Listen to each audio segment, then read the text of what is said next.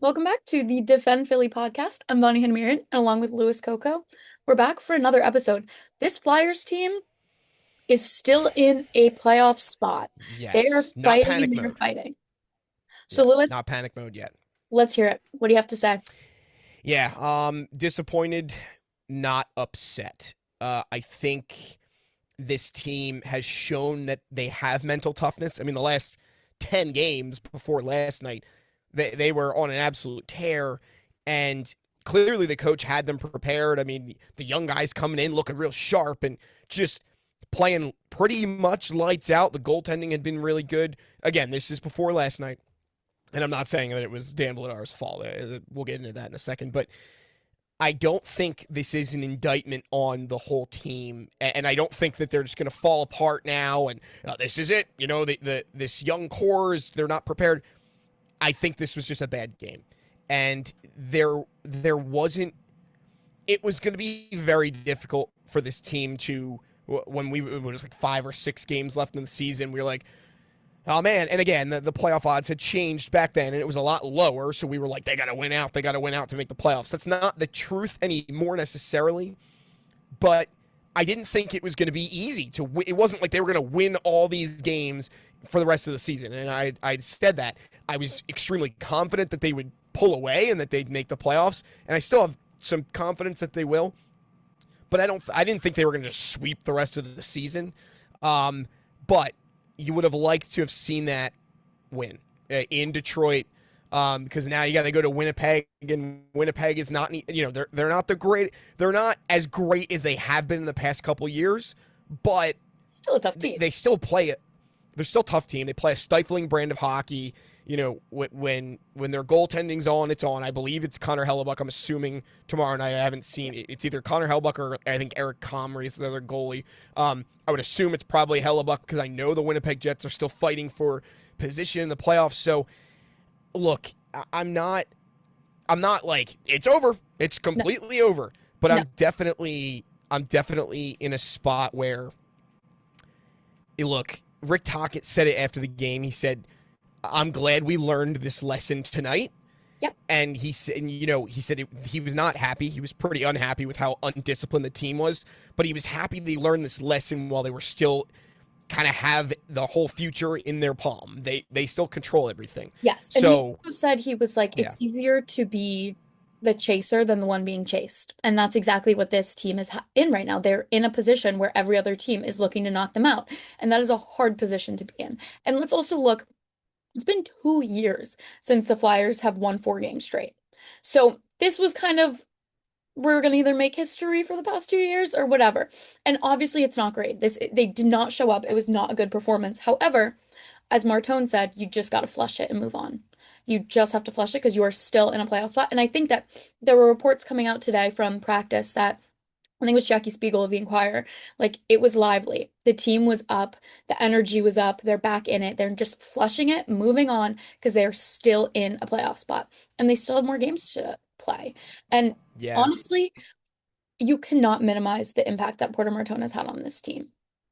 You cannot minimize the impact. No. I And mean, he was one of the only ones that showed up last night. only ones. And he's helped improve the power play, which is still god awful, but he's helped improve it. And so we're making like the team is making progress. They're moving in the correct direction, but it is not time to give up on this team and tank. You cannot do that right now. No, well, and it wouldn't help the draft position anyway, but I really do think the team needs the whole city behind them. I mean, Monday's going to be a tough game, but even, tomorrow's going to be tough against the Winnipeg Jets. Monday's going to be really tough against Carolina, and Tuesday is going to be pretty tough against the Montreal Canadiens, both teams that have already clinched. Clinched, yeah. So, John Ritchie actually asked me on the morning show this morning, do NHL teams typically rest their starters? And I said typically no. That's not something you always see from the NHL teams. However, the Carolina Hurricanes actually did rest some of their starters last night. Again, not a typical thing that you see, but it apparently can happen. So it'll be interesting to see who the Hurricanes put into the lineup on Monday. I think this is coming down to game 82. I just don't it think definitely is. it definitely is. And here's the other thing: the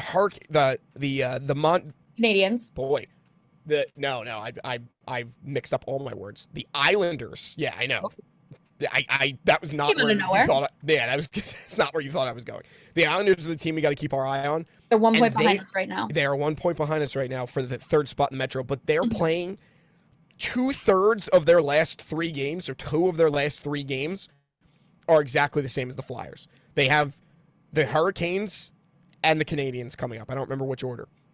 I do. Monday the Flyers play the Hurricanes, and then Tuesday The the Hurricanes play. Islanders play the Hurricanes. Yeah. So it's gonna be It's going to come down it's to it. I gonna mean, be final tough. 3 games of the season, this is a tight race in the Metropolitan Division. And the Flyers are not at a safe, comfortable spot right now. I mean, they got to keep fighting and they got to find it within to keep going because I agree with you. They need the city behind them because Joel Embiid had appendicitis. His appendix is out. Sixers are irrelevant. What?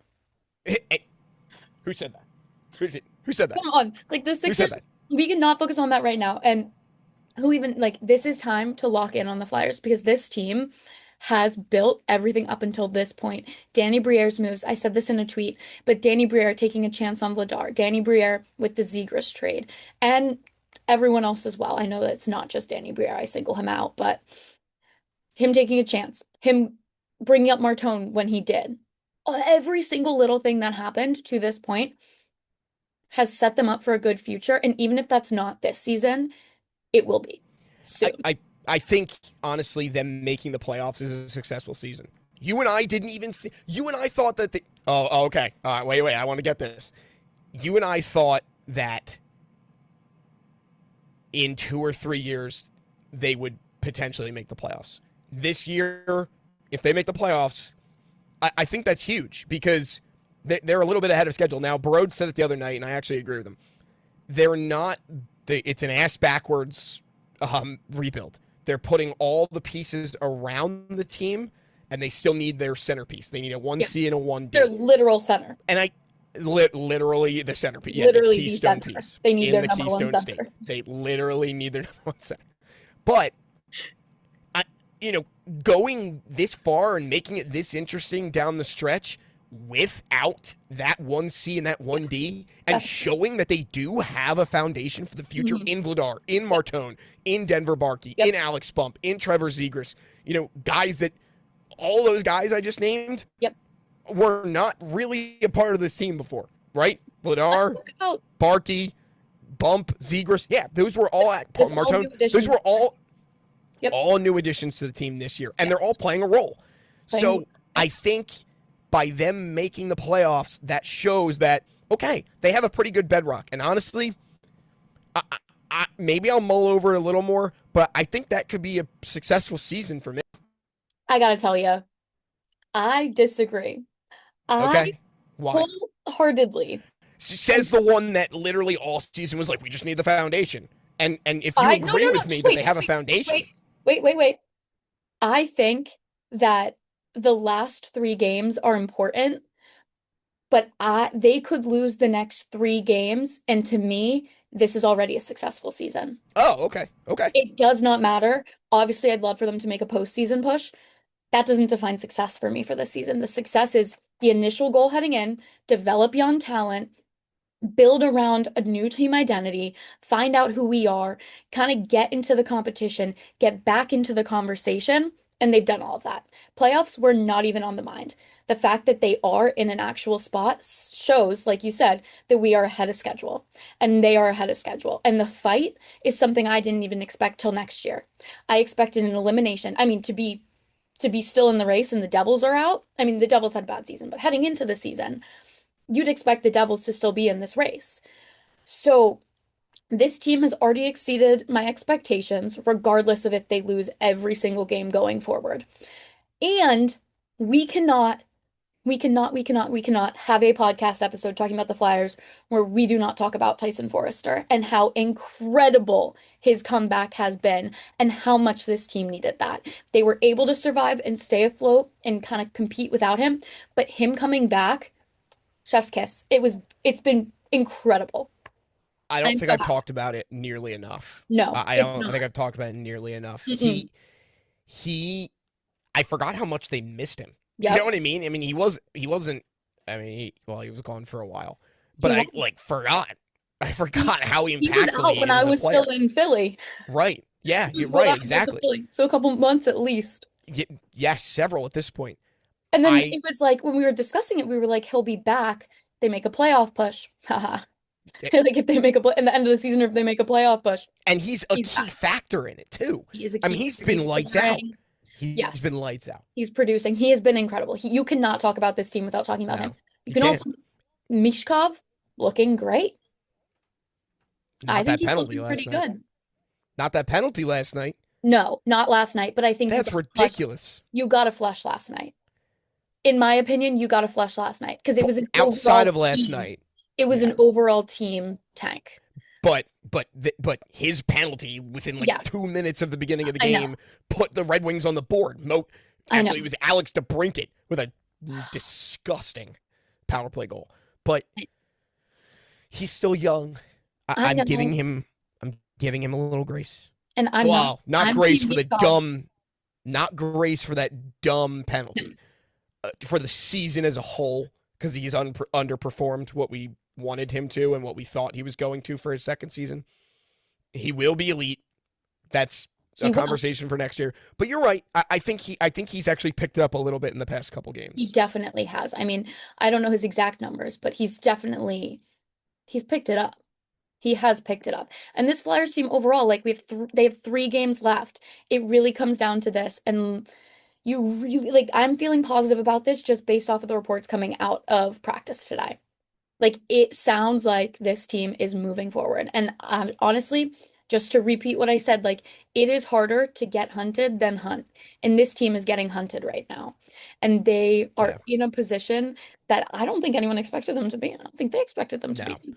So, I don't think so. no. And just to put a cap on the Meach Cup thing, he's got 5 points in the last 5 games. Okay, there you go. So that's I mean, a That's point per not game something. player in the last five. Yeah, It's not something to sneeze at. no. However, Good for him. dumb penalties. Listen, and you He look at actually leads. I'm sorry, I didn't mean to cut you go, off. go. He leads the team in penalty minutes, is what it looks like. I was looking at I'm on ESPN looking at the flight. Wait, oh no, no, come on, come There's back, some come back. discipline issues there.